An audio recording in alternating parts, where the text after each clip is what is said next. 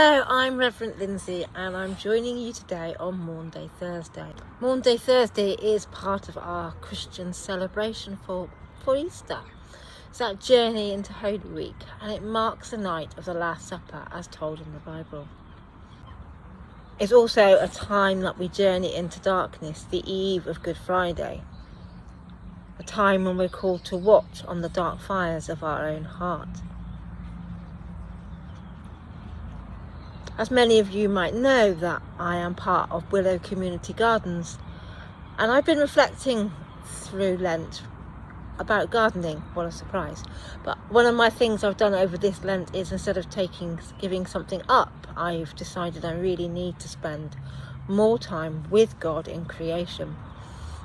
And I was wondering what this meant for today. We think of the Last Supper as indoors, sat around a table indoors, washing feet indoors.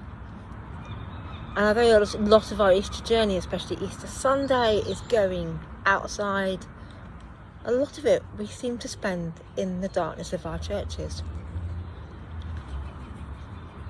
But for me, being outside is where I hear God the loudest, and I'm wondering what that means for today.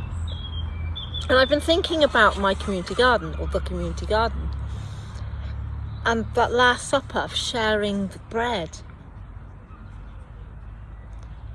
And as the garden's not an actual worshipping community in the sense that we have Holy Communion, can we really be a place where we share bread? And can we be a table where all are welcome?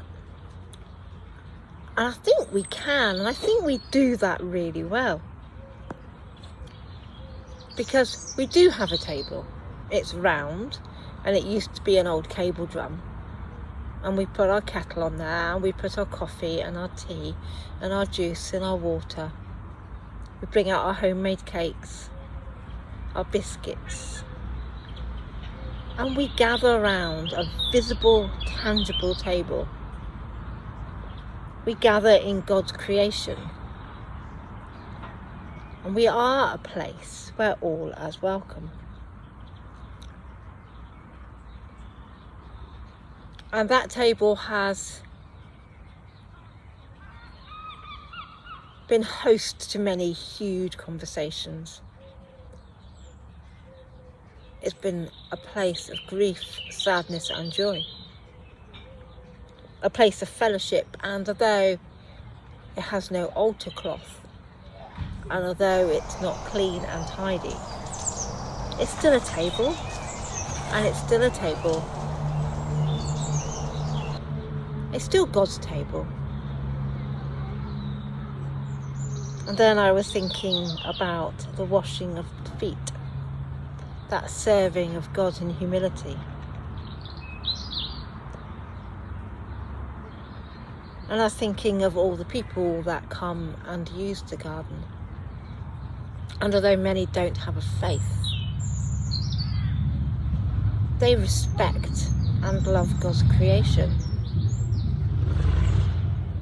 And that's huge. And for those who don't quite yet love creation, we are a place where people can learn to respect it. We have muddy play days down there when the children come out to play and literally just enjoy being outside. Water, mud, gloop, craft activities. And surely that is from the people who are helping, are serving. And to those who plant the flowers, pick the flowers, plant the harvest, they are serving. And they are showing some unconditional love to God's beautiful and wonderful creation.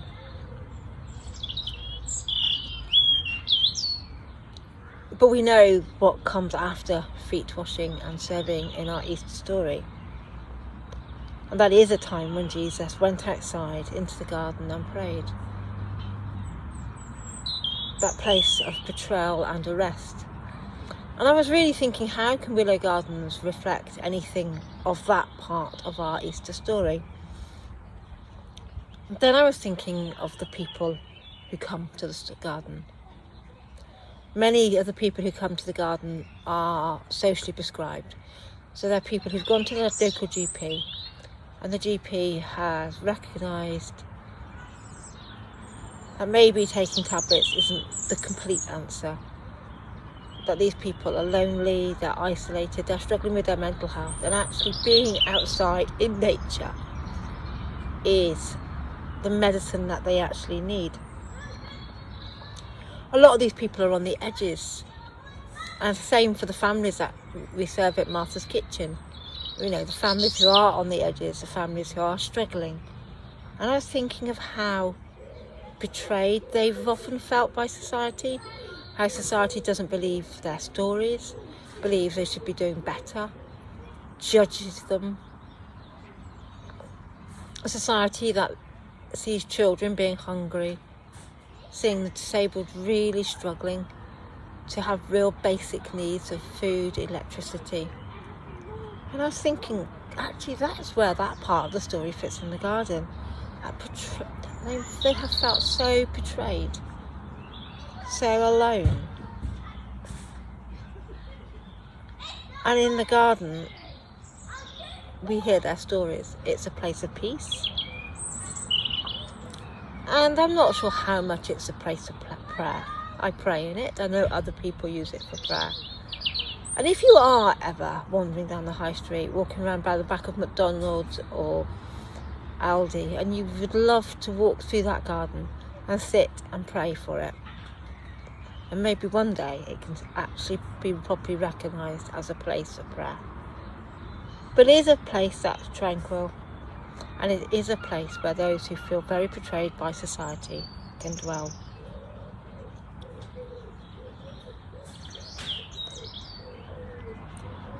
And then there's that commandment of love from Jesus, a new way of life, a new way of living.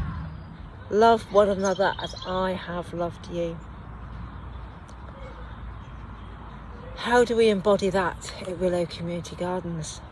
Jesus' command to love one another as I have loved you. Gardening is an act of love. It's a moment when you press your hands into the soil, connect with something deeper, bigger, a place of awe and wonder. And I think you get the full glimpse of who God is through not only awe and wonder, but through love. And I often wonder when some of the children come down the garden who just want to break everything and have no love for the world around them. I often wonder, how can they ever have love for another person? And maybe by teaching them some gardening skills, by showing them that a tree is precious, that the seeds have potential to grow into something beautiful and wonderful, showing them the love and care that's needed to plant something. Maybe they can learn that commandment of a new way of life, a new way of being, and to love somebody else. The meaning of Maundy Thursday, is Mannatum, a new commandment I give to you. And although we're not making up any new commandments, we certainly cannot do that. We have been left by the most beautiful and wonderful commandments of Jesus. Nothing tops the commandment to love one another as I have loved you, and to go and make disciples. How we live that new commandment is probably very different. For me, Jesus never made disciples in a church building. He gathered on the edges. He gathered with the people in life who really struggled on the edges. So that commandment I give to you is to do exactly what Jesus did. To get out of our church buildings, to get out into our communities, and to show people who Jesus is in those places. I always knew that God created me to live my life muddy. And that creation holds so much beauty and so much wonder. And what a better place to be sent out to go out like Jesus, to find those wells, at that well that Jesus sat with that lady, to sit at that well, listen to her story, to share water with her, to not judge her, and to love her. And that's exactly what Willow Community Gardens is. It's that well, it's that water, that rich water of life, that everlasting life that we don't all get to glimpse, we don't all get to taste, but to give people an opportunity to know the stories of Jesus and to see God at work through people, through humanity and through creation.